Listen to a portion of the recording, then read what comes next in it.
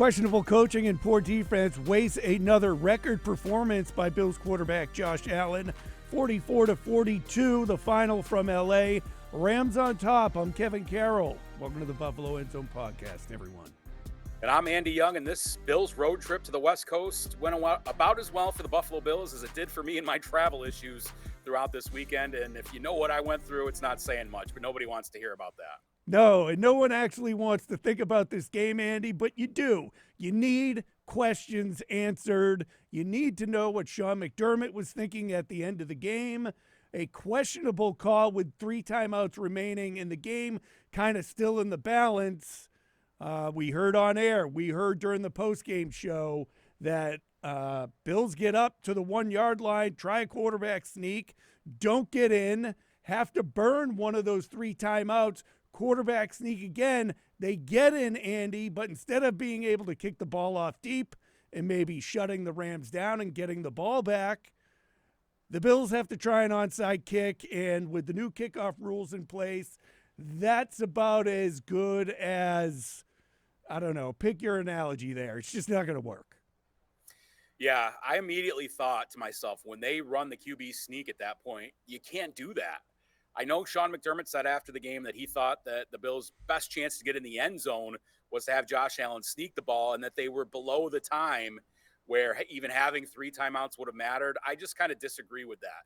The ultimate probability of them winning or losing didn't swing huge on that play, but burning a timeout there, not having that last timeout to go into that final drive for the Rams and try to force a 3-and-out and having a little bit of time left on the clock, it's just unconscionable to me. Yeah, I know that the win probability wasn't huge. I saw some people tweeting about that it's only a 2 or 3% difference, but you gave yourself a chance in that opportunity. To my mind, when you have the ball at the 1-yard line, a little over a minute left, and 3 timeouts, you just can't run the ball there. You throw it with Josh, you let him roll out. Either he throws it. If he's got the great chance to run it in, great. If not, throw the football away, because otherwise you've wasted that timeout. Then on the other ensuing drive, you no longer have the opportunity to force a 3-and-out, use all 3 timeouts, and get the ball back with some semblance of time left to try to go down and kick a field goal. Yeah, I mean, even during the broadcast, Tom Brady, who was doing the color, was basically saying ad nauseum, the Bills need to pass the ball here. You cannot afford not to get in the end zone here. And sure enough, that's how it ultimately ended up playing out. Sean McDermott saying that we thought the odds were good that Josh would be able to get in there. Josh Allen after the game saying he needed to try harder and do better to get in there. I thought that was pretty irrelevant. The ball was at the 1, not inside the 1, not so close that it just made ultimate sense to try it. I mean, if you're talking about, 1 inch away from the goal line, maybe, but a yard, even with that tush-push thing, Andy, isn't always a gimme. And I thought, I agree with you, at that time and place, run some sort of play, like you said, where Josh has the option of running the ball in as well, just not under that way, and just options, but speed it up. And if it's incomplete, then it's incomplete. Clock stops. I mean, if you get the ball back with like 30 seconds left at your own 30-yard line or even 20-yard line, you have some kind of a shot to make a play, at least to have a Hail Mary, to push the ball down the field once or twice and try to get in field goal range to win the game. You give yourself a chance. I mean, it just made no sense to me. And it's another case of decision-making. You could tell by the way Sean McDermott was in the post-game press conference that he spent almost an hour after the game before he came up to his press conference. I'm sure he was looking at that series of plays to know what he had to come up to the podium to say, because to most observers, that just made sense not to run the ball in that situation, or at the very least get up there and run another play very quickly. Now, McDermott said because Allen didn't get in, he was on the pile, that it was going to waste a bunch of time to try to get up, but that's better than losing the timeout. Mm-hmm. To my mind, you just throw the ball there. Yeah. You roll Josh out, let him make a play.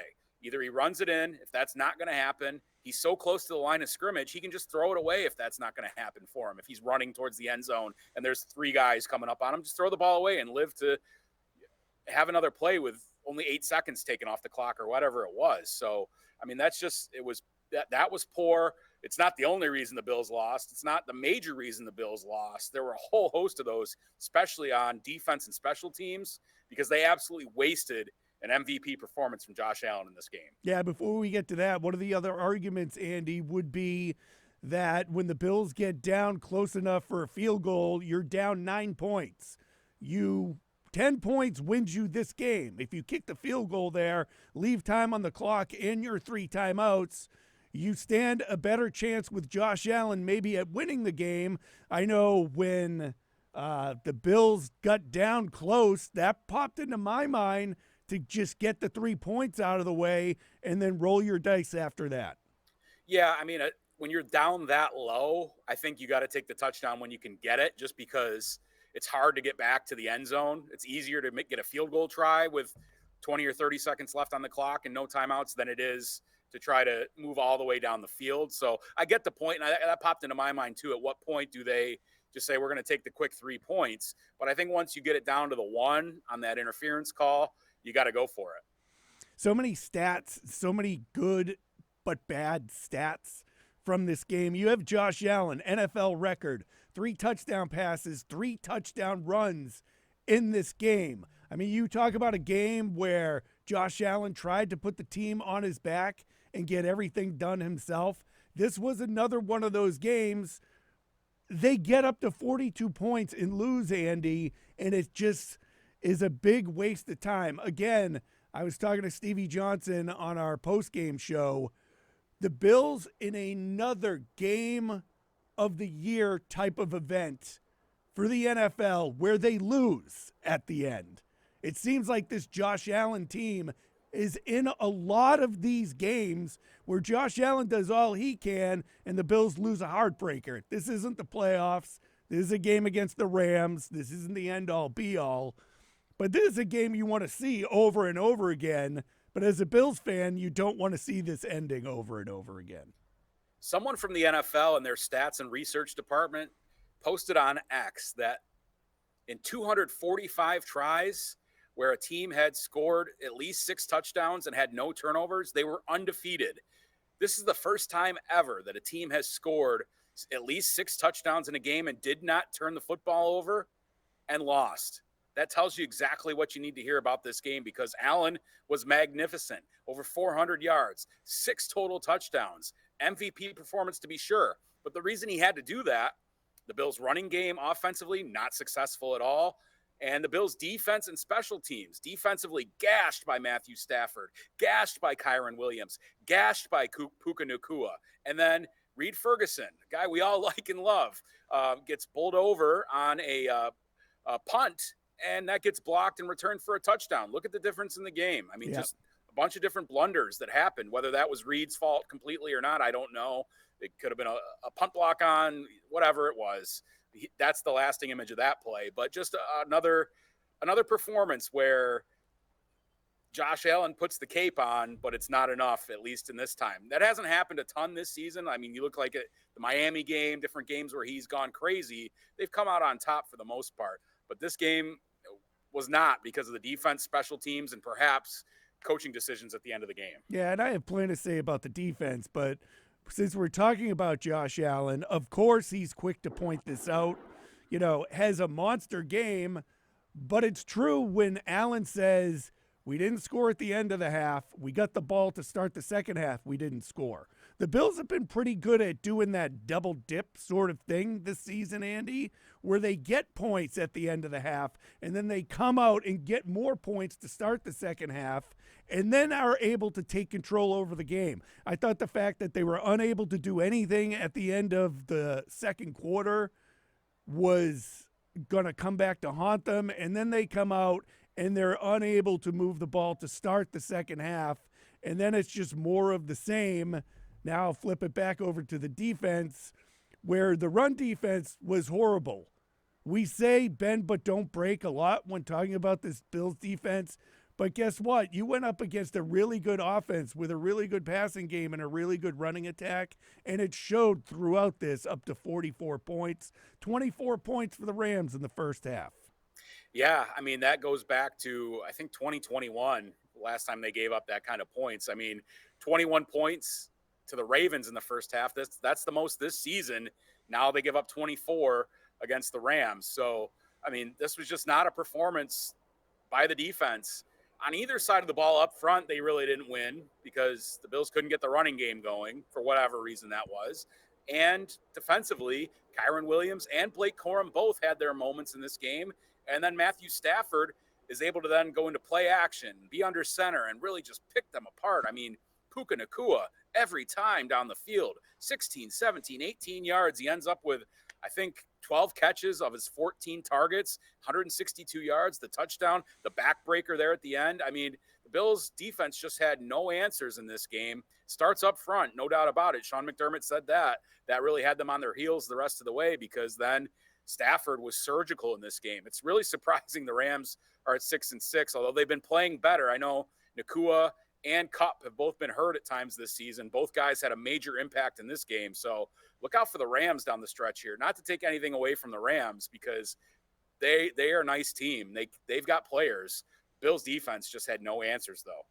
Andy, the Rams in position that the Bills were in this time last year, sitting at 6-6, fighting for your playoff lives, need these wins.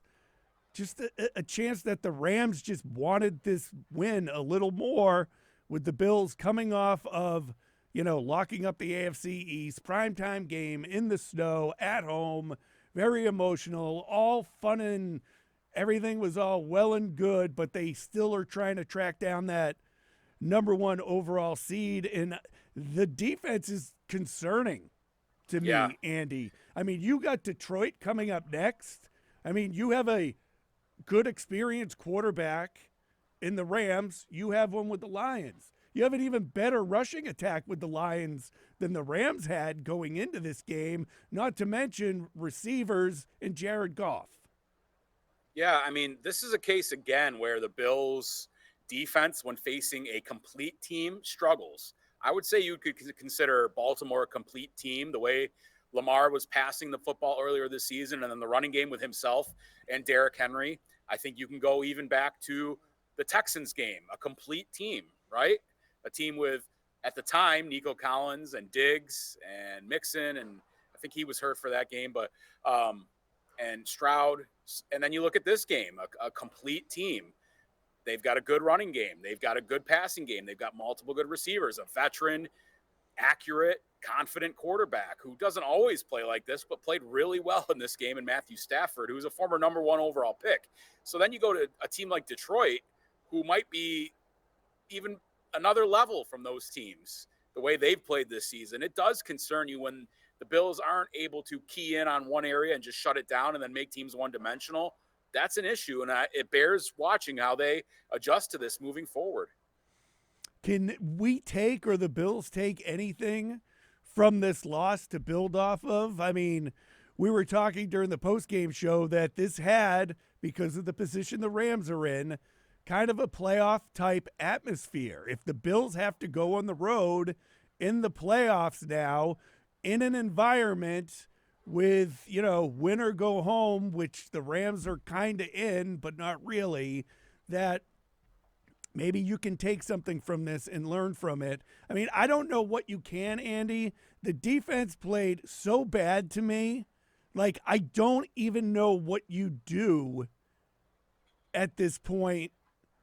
I don't see any way that this defense does well against Detroit coming up. I mean, you have the Patriots, Jets, and Patriots too. But, I mean, my gosh, I thought this was going to be a high-scoring game. But as we talked about on the postgame, I had like the Bills winning 45-30, not the other way around. The Rams, to me, operated how I thought the Bills would operate. I thought the Bills would be able to run against the Rams. I thought the Bills would be able to just move the ball up and down the field. I mean, third downs, Andy. That was a killer. I think the Rams were 11 of 15 on third down. It's like 73%. You just can't have that. You sit there watching the game and it's Rams third down, or even later in the game when the Rams went for it on fourth down and basically put the game away at that point. no faith that the Bills were going to come up with a stop at all. I think one of their stops, the Rams still got a field goal. Yeah, you don't usually expect the Bills defensive backs to get torched the way they did in this game. Typically, Benford shuts it down, Kupp shuts it down, Taron Johnson shuts it down. They had their way. Did Kupp and Nacua.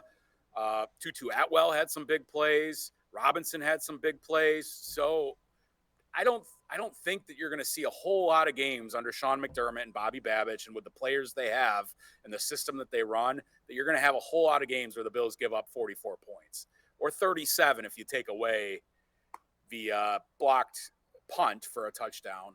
You just don't see it that often. So I think they'll adjust, they'll get it figured out, but it is concerning that when teams have a balanced attack and the ability to beat you in multiple ways, this Bills defense can struggle because against teams that can't run the football well, the Bills can then tee off, pass rush, all those sorts of things. No pass rush in this game.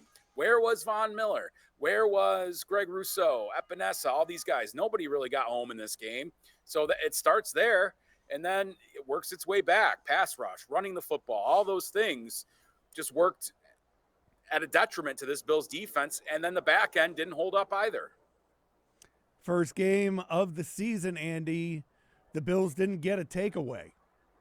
Yeah. I was counting on that all game. I'm like, well, the Bills are definitely going to get a takeaway at some point. Never showed. That streak comes to an end. That was one of the streaks we were talking about going into this. And, I mean, I don't even think there were even remote opportunities in this one where... Yes, like Stafford never really put the ball in harm's way at any point. He was throwing to wide open guys most of the time. He threw some dots, no doubt about it. Look at that play to Cooper Kupp in the end zone. I mean, there's different plays where Stafford was money, but a lot of the time, guys were 5-10 yards open. So, I mean, he didn't really put the ball in harm's way at all.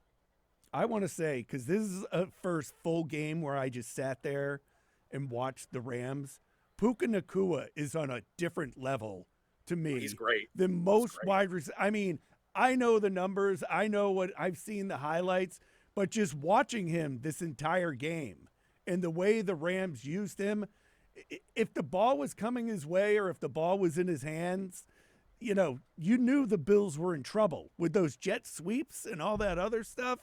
It was just the defense just taking a beating, taking one on the chin the entire They'll evening. Get something figured out, Kevin. I mean, I wouldn't say that this is like, oh my God, 5-alarm fire here. And activate Micah Hyde ASAP. Right. That might happen, but they've got to figure something out to not allow those massive holes in the zone. They were getting torn up in zone defense, and then they got shredded when they switched to man at times too. They just, maybe at the end of the game there they get a stop to keep themselves in the game, but for the most part throughout the game they had no answers. I mean, at one point they had scored. The only time that the Rams didn't score was when they decided to basically run the clock out at the end of the first half. I mean, it was ridiculous. So they've got to get that righted. I'm sure that they'll be better than they were, but it is concerning moving forward.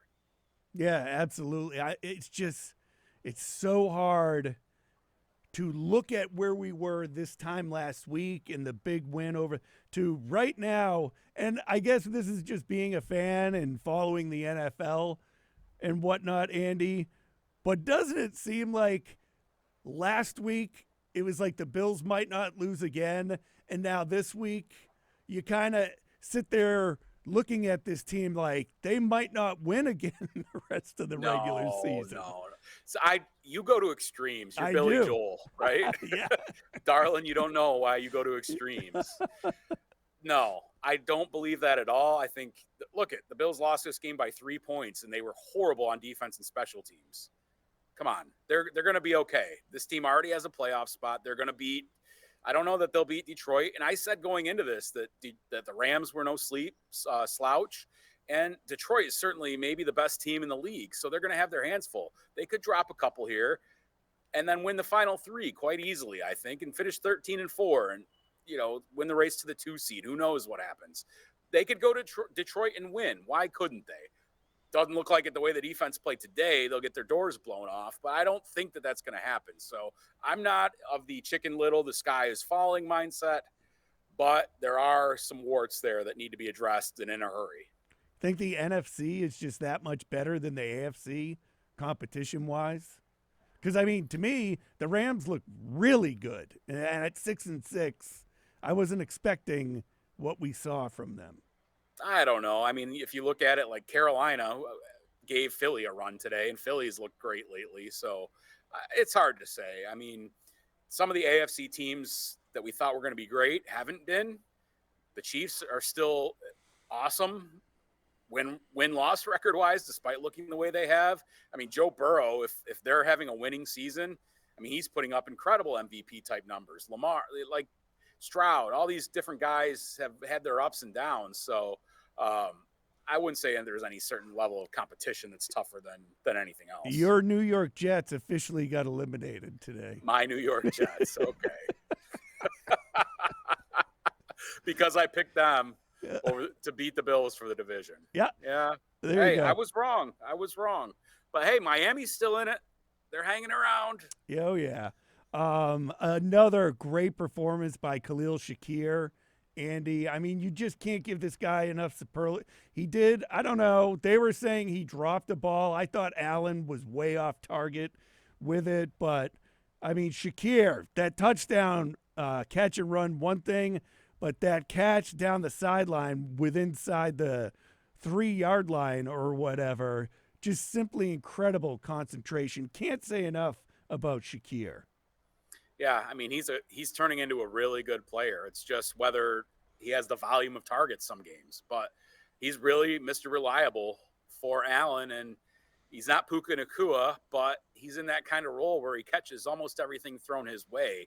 So, I mean, kudos to Shakir. He's really had a breakout season, which we thought he probably would, given the way he finished last season once he got more playing time. So he's a big factor for this Bills offense. Keep in mind, the Bills didn't have Coleman or Kincaid in this game, which was maybe a little surprising that neither one of those guys suited up. They could certainly use some help in that department, although the offense still put up 42 points with no turnovers. Yeah, and again, Mac Hollins, another touchdown for Big Mac doing it again. He's not some superstar out there, Andy, but my image of him has changed so much since the beginning of the season that I like it. I see the ball in the air going his way. You have faith that he's going to do something to come down with it. And then Amari Cooper, you get your one highlight reel catch every game with this guy now. Yeah, no doubt about that. I mean, Cooper, he really was the guy that Josh was going to. Here's the thing, though. 6 catches, 95 yards, but he was targeted 14 times, so they were off the mark a lot. For whatever reason in this game, it seemed like the Bills were pushing the ball down the field a little bit more, whether that was by design going into the game as game plan or the Rams were taking away some of the short and intermediate stuff, and they had to push the ball down the field a little bit more. But some of those contested catches or targets to Cooper seemed a little off, although he did make a couple of really nice plays. The other thing was the screen game actually worked at times Ty Johnson for the Bills. Ty Johnson with 2 receptions, both of them, well, one for a touchdown. The other one, he almost had a touchdown but got tripped up on a beautiful pass by Josh Allen in between 2 defenders rushing, which is good to see. Again, I'm not a huge fan of it, especially with this team. I don't think they run screens. Shout out to David Edwards. Sorry to interrupt you there. Shout out to David Edwards and Mac Hollins for blocks on that Ty Johnson touchdown. They were really good blocks downfield. I think one of them might have gotten away with a hold, but I mean, that's the key is blocking on those plays and timing. And for once, it worked for the Bills. I agree with you. They're not a good running back screen team. They have not been in a long time.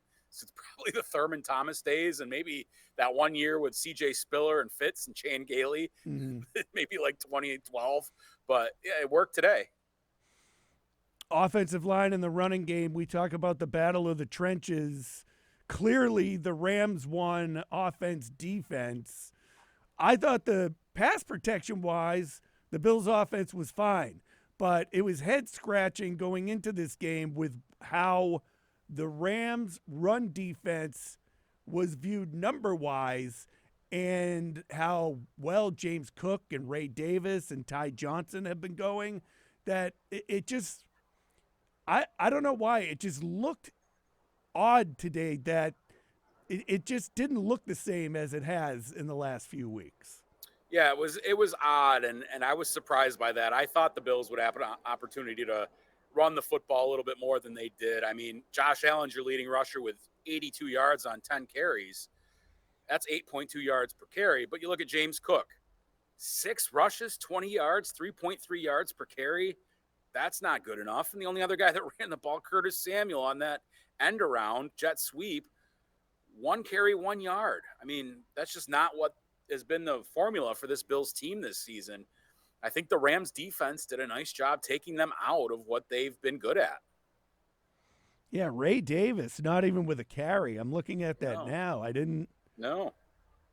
That's pretty incredible. All right. Either way, a loss is a loss. Now, Andy, 10-3 on the season. I think Pittsburgh is now 10-3 on the season. So they're like right on the Bills' heels right now. It's obvious. It's obvious on offense, Andy, in this game, who the MVP for the Bills was. Yeah, Josh Allen's the MVP. He gets our game ball. To my mind, there's nothing else that needs to be said. He's the MVP of the league. Even in a loss, he puts on one of the most incredible performances you'll see. Least valuable player, or we're stealing a game ball from you, just take it from the entire defense. Yeah. Not good enough. Not good enough. Yeah, I mean, allowing 40, I just can't get over 44 points. Again, it's probably just an anomaly, Andy, but you know, the focus will now shift to a Lions team that they get 3 home games in a row. Like, I was looking at their schedule. They were home for Thanksgiving, home after that, and now home against the Bills coming up. I mean, that's pretty cake for this time of year. They're really good. They're good. This game should be interesting. Maybe the Bills learn from this and kind of lock it down going into this next game. Again, another 425. Josh, expect a good game from Josh. Whenever he's in one of these prime games that the rest of the country is watching, he does well. Yeah, he usually does, and he shows up on the big stage. Bills don't often let things snowball, so I would expect at least a better either game plan or execution or effort, whatever it was, energy next week. May not matter because of how good the Lions are, but I would expect things to be a little bit more buttoned up in that game. I wouldn't expect them to throw 44 points up, but we'll see. Yeah, they might have to, though. Yeah, right. The Bills might have to put up 45. Yeah. Okay, so that's the game coming up next. Again, Bills now 10-3 on the season. Andy, 4-3 away from Highmark Stadium, which, talk about home field advantage meaning something. I mean, the Bills would really benefit from home field advantage throughout the playoffs. Still doable. I mean, as we record the podcast here after the Bills game, the Chiefs are in the lead against the Chargers. So they'll probably win on some freaky, something weird at the end of this game too. Yeah, the kind of play that usually goes against the Bills and for the Chiefs. But yeah, I mean, if the Bills aren't careful, the 2 seed is even in jeopardy. So they got to get things straightened out. I mean, Pittsburgh's right there, and then they could end up even in the 4 seed, depending on what happens with the South. So we'll see. You're scaring me, Andy. Okay. Hopefully your trip back to Western New York goes better than your trip out to L.A. Don't jinx it, because the trip out was terrible. We had a canceled flight, a delayed flight. We were supposed to get in at 2 o'clock in the afternoon to L.A., then go hit the beach for a couple of hours. Instead, we ended up at 9 o'clock at night, grabbing In-N-Out in the drive-thru and going to the hotel and going to bed, which I'm going to give a hot take here. In-N-Out burger, not that good. It was fine. The burger itself was fine. The fries were trash. All right. I like that hot take. I don't care about those West Coast burger chains. It's anyways. a cold take because my fries were cold. Thanks, In-N-Out. Wow, you did have a crappy trip. Yeah, this has been rough. Get me out of LA. Get out of California, Andy. You get to go to Detroit next year or next week. No flight. Can't either. wait. That trip across Southern Ontario. Scenic this time of year. All right, for Andy Young, I'm Kevin Carroll. As always, everyone, thanks for joining us. Andy and I will be back with you on Wednesday to really get you in gear for the game against the Lions. Thanks again.